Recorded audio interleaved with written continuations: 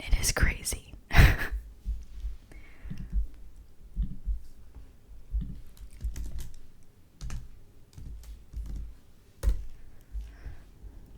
So this one came out on May 20th, and I saw it the day it came out, so not long ago at all.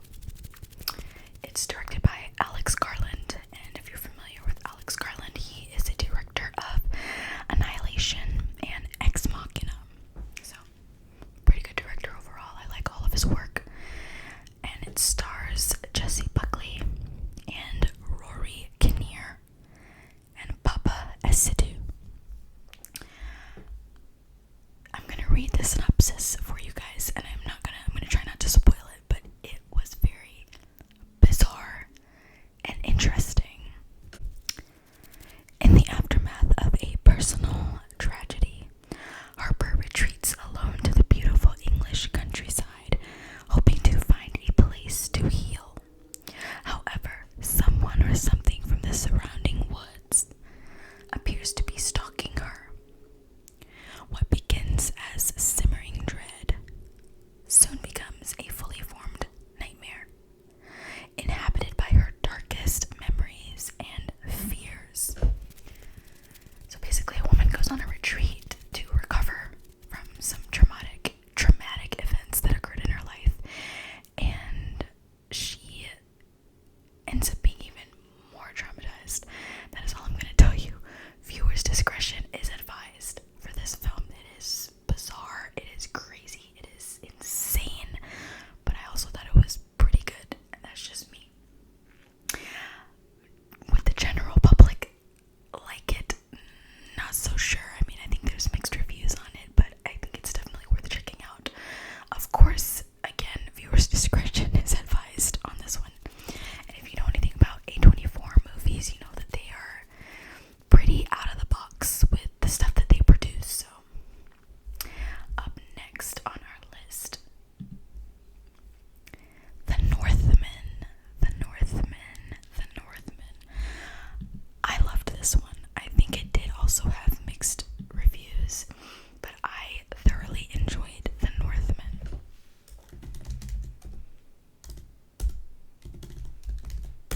So much so that I actually wanted to see it again, but I didn't get around to it.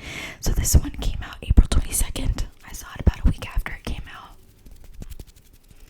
It was directed by Robert Eggers, and if you're not familiar with Robert Eggers, he is also known for The Lighthouse and I think The Witch. Yeah, The Witch. So I've seen The Lighthouse. I also really like that.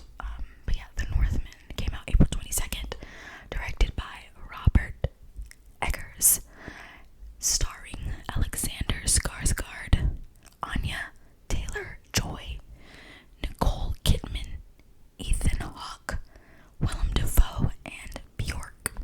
So, pretty stellar cast. And this is basically I would say like a Viking fantasy horror film. Prince Amleth is on the verge of becoming a man when his father is brutally murdered by his uncle, who kidnaps the boy's mother. 2 decades later, Amleth is now a Viking who raids Slavic villages. He soon meets a seeress, so I'm guessing like a seer, but the feminine version of a seeress, who reminds him of his vow: save his mother, kill his uncle, avenge his father. So definitely a story of revenge. Revenge meets fantasy meets Vikings. I really loved it. It was a ride. I mean, that was a roller coaster. This one, and it is pretty long. It's about 2 hours and 20 minutes, and boy, did they utilize every single second of this film. I think it was really, really well done, well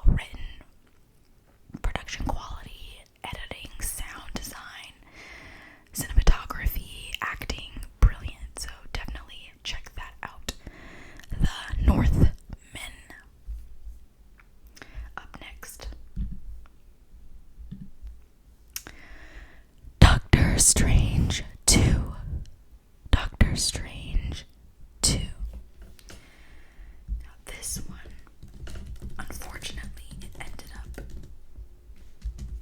Doctor Strange 2, Multiverse of Madness, it ended up disappointing me.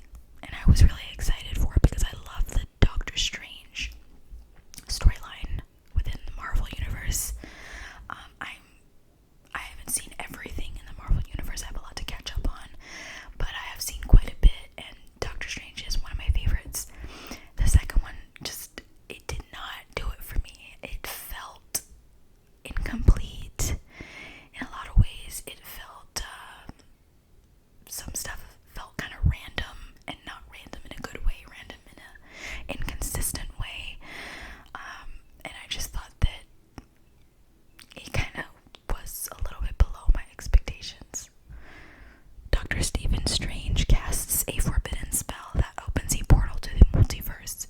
However, a threat emerges that may be too big for his team to handle.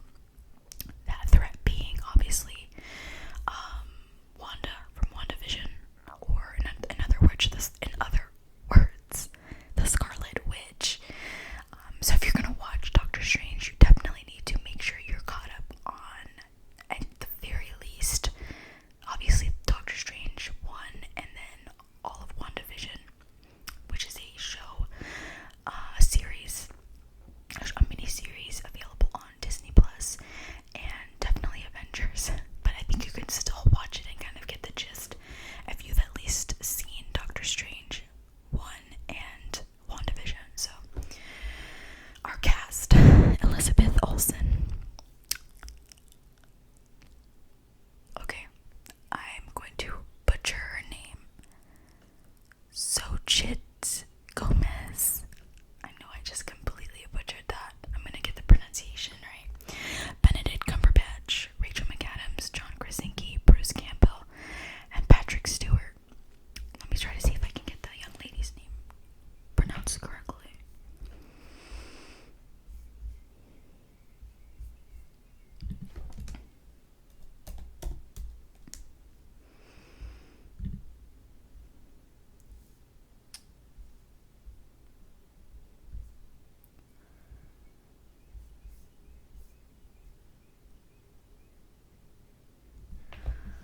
Okay, so her name is Xochitl Gomez, but it's spelled Xochitl,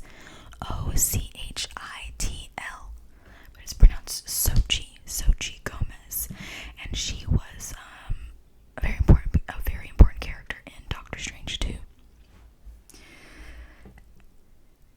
However, the film as a whole was not a huge fan of this one, so there's that. I was a little bit disappointed.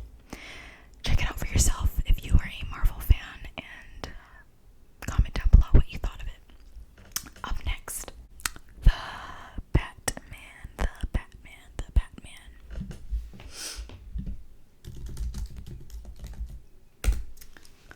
Why are there so many Batman movies? I have no idea. Are they all good? Definitely not. Is this one good? Yes. Okay. I was a huge fan of the original Batman films. Not original, but the Christian Bale version of Batman, directed by Christopher Nolan. I really enjoyed those.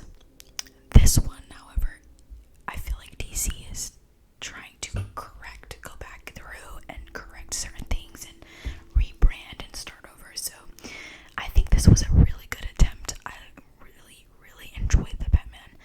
Robert Pattinson does really well as Bruce Wayne and Batman. I think he killed it, definitely.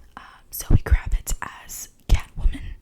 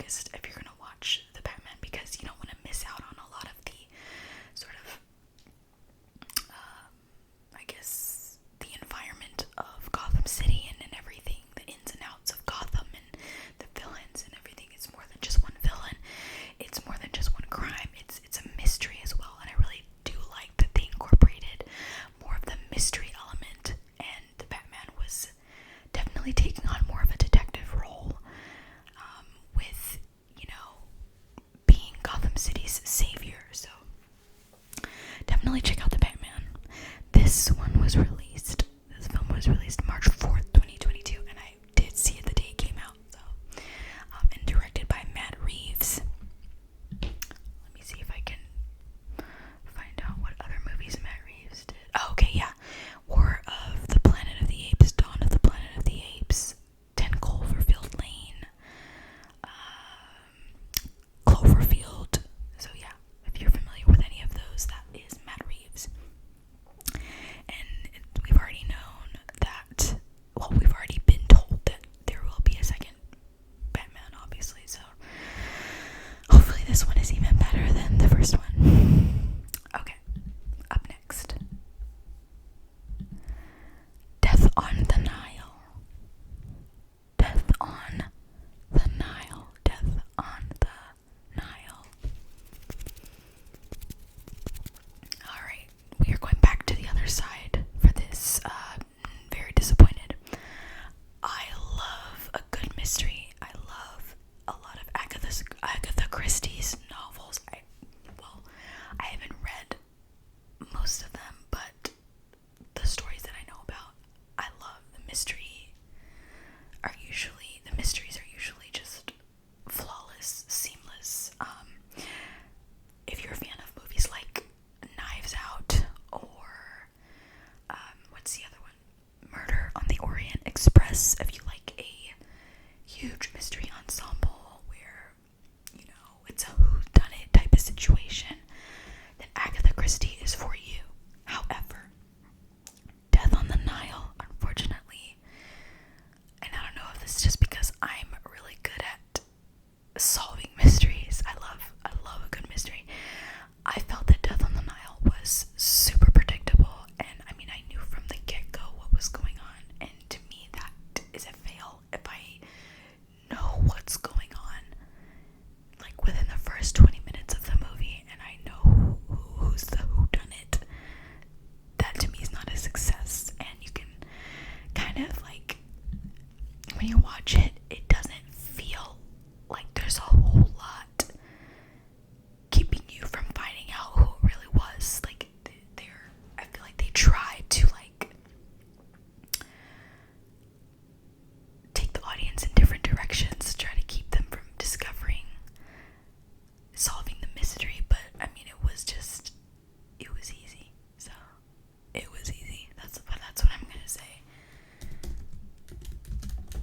And I did watch this one on HBO Max, so I'm kind of glad I did not go to the theater and pay an arm and a leg for it. Was it a good movie overall? It was good. It was okay, but it didn't do for me what mysteries do for me. I wasn't like, oh my god, what, at the end. And usually when a mystery is done well, especially as it relates to the plot, everyone at the end is like shocked about, when the culprit is revealed. And that didn't happen for me this time, so that's unfortunate. Death on the Nile. And it was released on February 11th, 2022. I saw it like 3 months later, so that should tell you something. Next on our list, we have Fresh.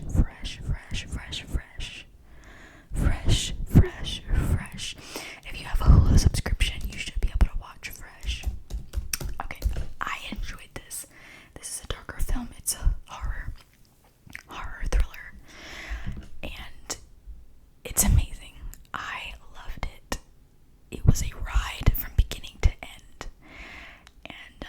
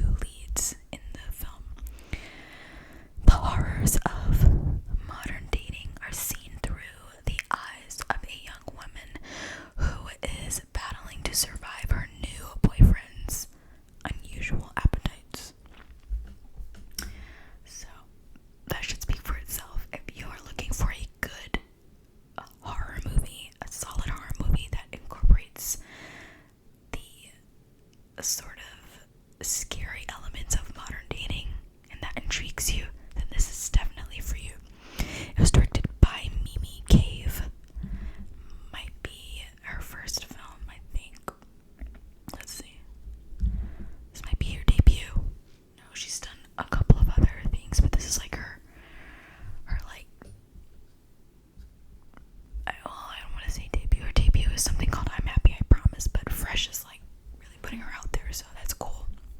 We could always use more female directors, so yay for Mimi Cave.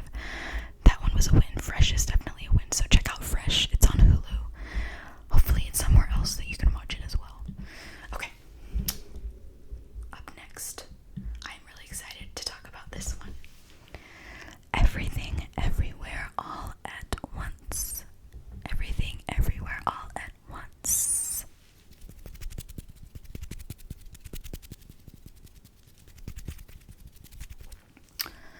If you love stuff that has to relate to, or topics that deal with multiverse theories, quantum immortality, multiple timelines, timeline shifting, reincarnation, multiple lives, Matrix type stuff, you will love Everything Everywhere All at Once. I feel like it did an amazing job at blending sort of artsy indie film elements, storylines that aren't like readily apparent and not super approachable to the general public, but still make it interesting and make you want to sit down and watch and understand what you saw. So it wasn't pretentious, like it was artsy but not pretentious. That's what I feel like. And then it also had the elements of like sci-fi and fantasy that were done really, really well, I think. Not to mention the score. The score was amazing. I'm still listening to it on Spotify. The acting, brilliant. Michelle Yeoh was amazing. Stephanie Su was amazing. Everybody was amazing in that film. And it was really interesting to find out that I think only a total of 7 people worked on it. Directing and producing and all of that, editing. 7 people. So that is insane. That's amazing. Definitely watch Everything Everywhere All at Once. You will either cry or laugh or do both. I laughed through the entire thing, and I also cried too. And it's funny because I've seen it 3 times. My first time I laughed throughout the whole thing. My second and third times something hit differently. Watching it again, and I actually cried. So there's that. Everything, Everywhere, All at Once. And it's a long film, so you better block off a good portion of your day to dedicate to this. It was directed by Daniel Kwan and Daniel Scheinert. Guys, pronunciation is hard. And this one was distributed by A24, so it seems like it's a win for A24. I mean, they're everywhere. And I mean, a lot of the movies I've seen that A24 has produced, I've actually enjoyed, so that's always good. I'm going to read the synopsis. When an interdimensional rupture unravels reality, an unlikely hero must channel her newfound powers to fight bizarre and bewildering dangers from the multiverse as the fate of the world hangs in the balance. What's really interesting about this film is that it disguises a very simple storyline with a very complex narrative. So it's layered. There are layers to this film, which is why I do recommend watching it at least more than once. But if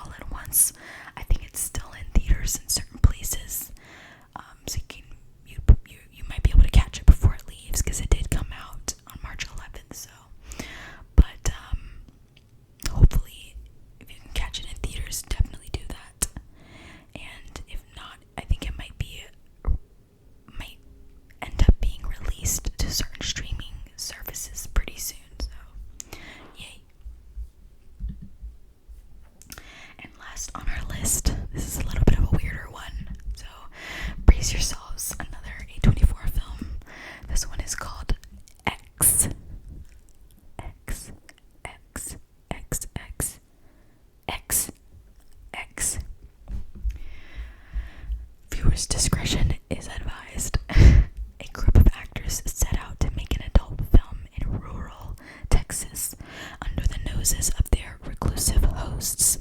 But when the elderly couple catches their young guests in the act, the cast finds themselves in a desperate fight for their lives. So this is a horror film, 100% horror. It was directed by Ty West and distributed obviously by A24.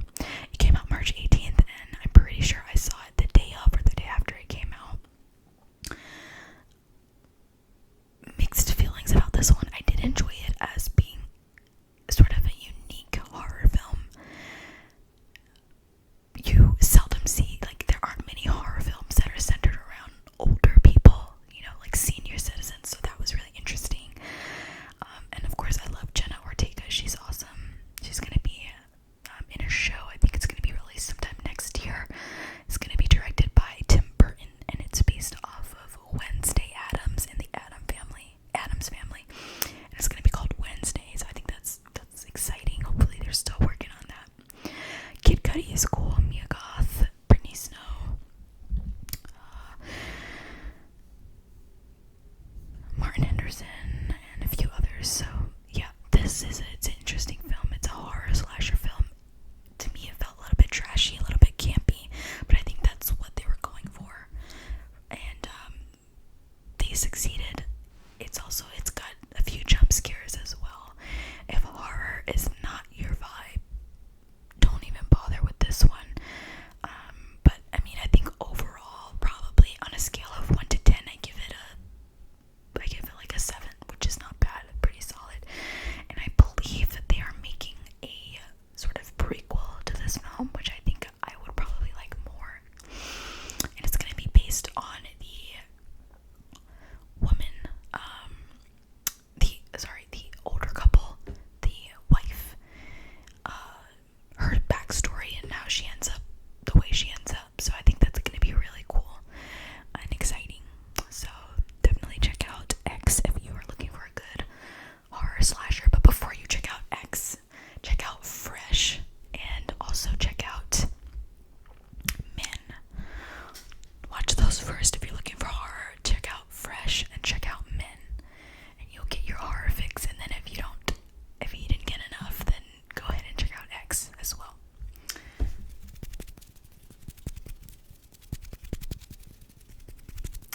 And that concludes this week's episodes. So to go over again the films that we did talk about, we have Men, The Northman, Doctor Strange 2, The Batman, Death on the Nile, Fresh, Everything Everywhere All at Once, X. So those are our films that we've discussed this week, and the ones that have come out in 2022 so far. Of course, there are like hundreds of other films that came out, but these are the ones that caught my eye. So check them out and see for yourself.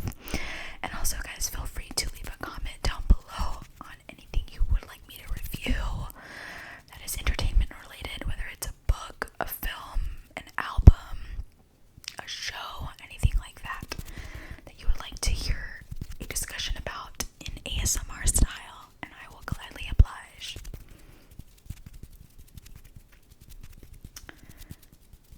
This is your host, tuning out from your favorite ASMR station, The Whisper Poet.